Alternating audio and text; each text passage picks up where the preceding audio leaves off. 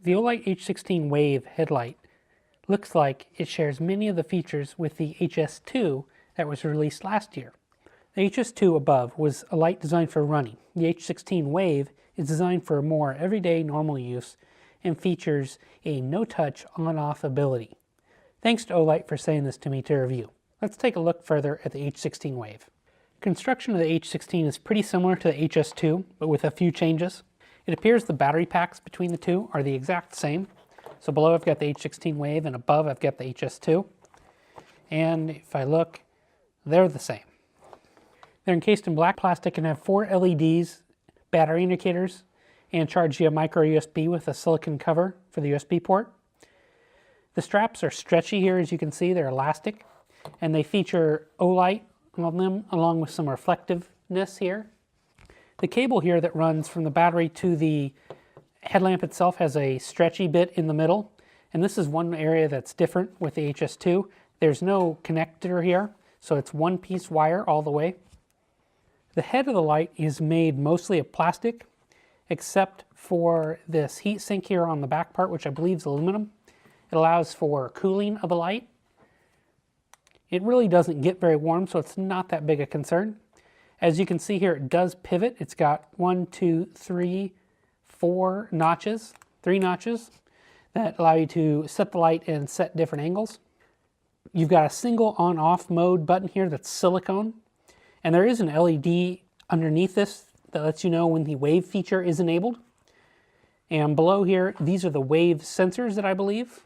It's pretty solidly built. I wouldn't be concerned about this breaking. It should handle some pretty good drops and things like that.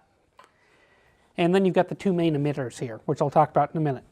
There is a little bit of foam underneath the strap here, and it's stuck in place, and then you've got the strap itself. You can undo the strap from the emitter itself, and you could take the light off to the side, but there's no way to take the strap off the battery itself. It is fused to this cable here, to the strap, so you're unable to wash the strap, which is unfortunate. Overall, I find this to be an adjustable, comfortable headlamp that's easy to use for several hours due to its low weight and its adequate padding.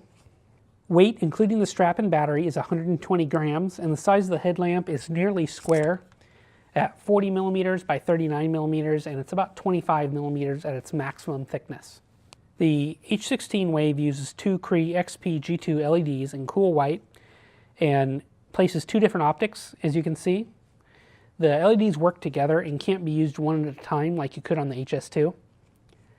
For the optics, you have a traditional TIR style reflector here on the left, and it throws a beam with a decent hotspot.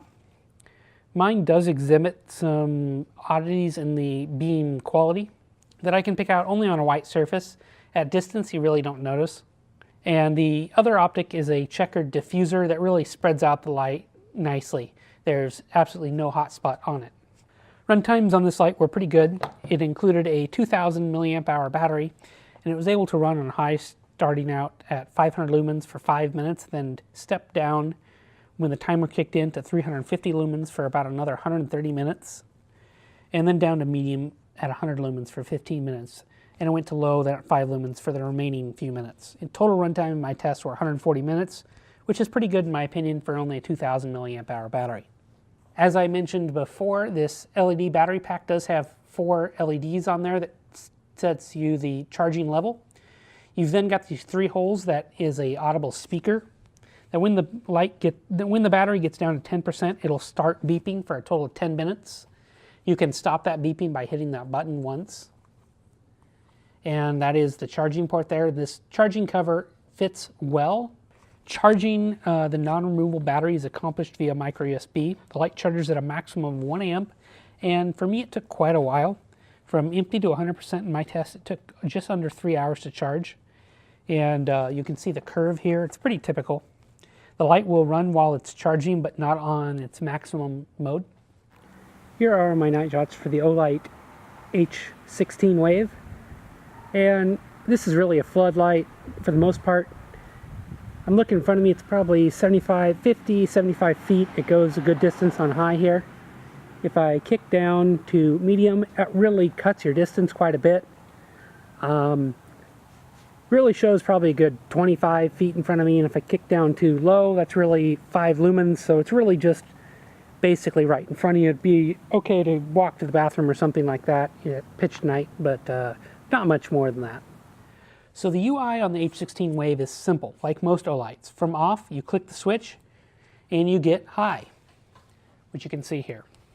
If you click again, you get medium, and then click again, you get low, which is 5 lumens and pretty low. If you press and hold, the light will flick once, which I don't know if you saw that or not. Now the wave mode is enabled, and you can see that because the button is lit up in blue. And you can see it shut off there. I put my hand over the top. All I have to do to use the wave feature is to wave my hand over the top. You can see there it's off. There it's on. And there it's off. On. And off. This works moderately well. I've had a little bit of problem with it. It works within about 2 inches of my hand. And it doesn't work well with just your fingers. You got to kind of get a bigger solid piece like your hand in front of it. The wave feature only turns the light on and off. It doesn't change the modes. I'd love to see a mode where you could configure the wave to change the modes instead of on and off. And if the wave feature isn't used within an hour, it will default to off. I think this is to help it not come on in a bag or something like that. Here is the packaging it came in, and this is typical of the Olights that have been announced in 2018. It's a white box. You've got your detailed information on the back here with runtimes and IPX rating. By the way, it is rated for IPX4, weights, features, things like that. And if you pull it out, you have this plastic container here. It comes with the headlamp itself, which is already assembled. You get the manual, and then you get this plastic box which houses everything. And you get a pretty high quality micro USB cable that's fairly long in here. MSRP at the time of this review is $59.99 with a 2-year warranty. If you've read my previous headlamp reviews or watched my videos, you know that I like headlamps and think that everyone should really have one. The H16 is a slight rethink on the HS2. I think it makes it better for general users. The wave feature works better than I expected most of the time. It's something I could see using in situations where your hands might be dirty or where you want to turn the headlamp on or off. This would require thinking ahead, though, and having to have the light already turned on and in that mode. Instead of the wave for on and off, I think it'd be more useful to have the modes be the wave feature. Like other Olight headlamps I've reviewed, this one's well built and I don't expect problems. I would have preferred a neutral white or warm tint option, but Olight seems to really prefer cool white on most of their products. This would be a good headlamp to add to a hiking pack, to use around the house, or for all your home mechanics, as I showed earlier, using it in the garage. I'll have a link below to where you can purchase the H16 online if you're interested. I hope you enjoyed this review. Don't forget to like my video, subscribe to my channel, and tune in for my next review coming soon.